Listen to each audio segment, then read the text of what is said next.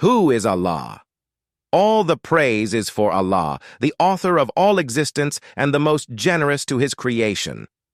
While he is also the all-compelling, he is the only one worthy of our worship, having no partners, no associates, no sons, no daughters, no one whom he must consult, and no one or anything which has any comparison with him.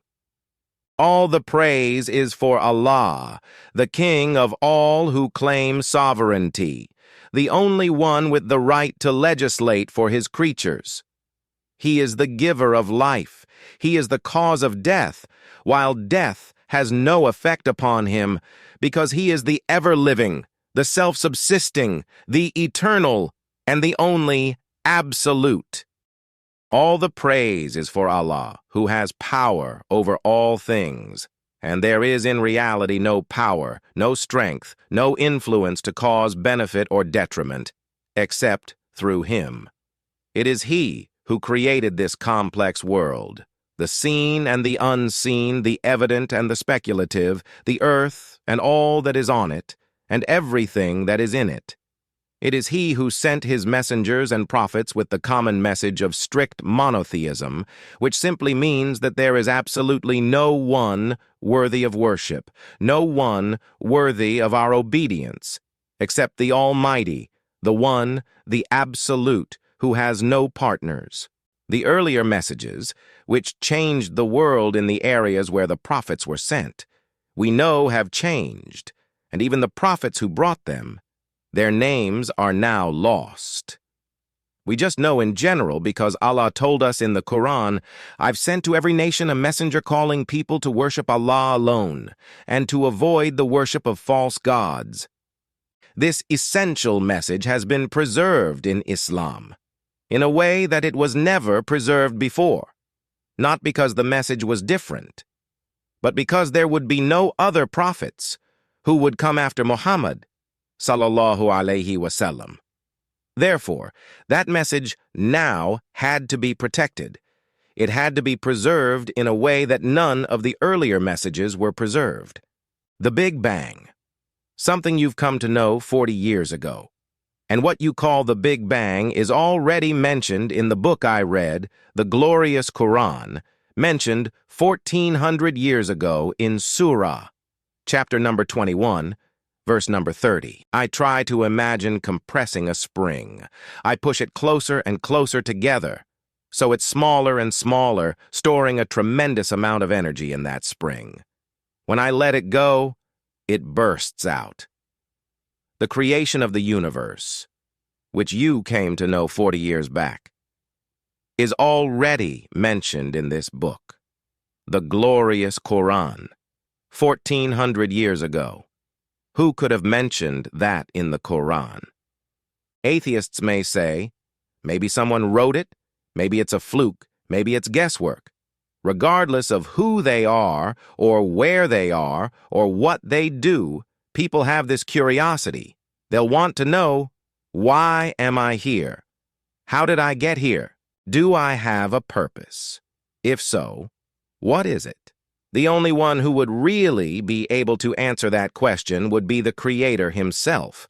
If there is a Creator, it would be up to him to tell us why we were created, what he expects from us, and what this life is really about. Allah has shown the people, from the time of Adam until right now, what he wants from them, and it's a very simple thing, that worship be for him alone, without any partners.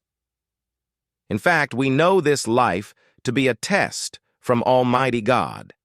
That's why we're born, and that's why we die, because there has to be a beginning and an end for us to be tested on, the next life. After this life, no one will ever die again. A bad person or a good person, both are brought back and they continue to live in the next life, either in good shape or not so good shape, depending on how they did on the test. The worship of the God of Abraham. That was what was taught by these prophets. The Lord of the worlds. We're talking about the Lord of the entire universe and beyond. We live in this dunya, and we are fascinated with this dunya, which Allah indeed has created in a beautiful manner. There are over 6 billion people that live on the dunya at this moment in time. This dunya of Allah is so big that there is space for billions and billions and billions more. But what is this dunya in comparison to what Allah has created out there? This dunya is insignificant. This dunya is meaningless to Allah. It means nothing. It is worthless. The sun is one star. You can place 1.3 million Earths inside the sun. There are stars out there that are millions of times bigger than the sun. You need millions of stars to make one galaxy, and there are zillions of galaxies out there. After this, whatever you see above, the zillions and zillions of galaxies, let me tell you, this is everything there is within the first heaven. Allah is the creator of 7 heavens. The distance between the first heaven and the second heaven is 500 years. You know the distance that can be covered in 500 years. At what speed? Only Allah knows.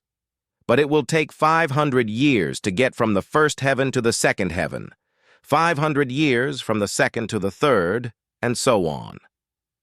These 7 heavens that we've just talked about, in comparison to the pursuit of Allah, they're non-existent. They're meaningless. Rasulullah has given an example in a hadith just to give us a little bit of understanding with regards to the 7 heavens in comparison to the course of Allah. Take a ring from your finger. Take it off the small ring that you have and place it. Let's say in a desert, the Sahara Desert. It's the biggest desert in the world. You know that ring that we take off from our fingers and place in the Sahara Desert? What comparison is there between the ring and the Sahara Desert? Nothing, nothing, nothing, nothing, nothing. The 7 heavens is the ring, and the Qur'an of Allah is the Sahara Desert.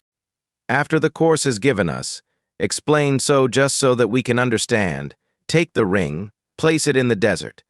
This time the ring is the kursi and the earth is the desert. What is the kursi in comparison to the arash of Allah? Nothing, nothing, nothing. Then you have angels which carry the arash of Allah. Their heads are in the 7th heaven and their feet are in the lowest earth. My friends, then you have the greatness of Allah. The greatness of Allah is beyond the comprehension of my little mind. This is the being that you and I are messing with.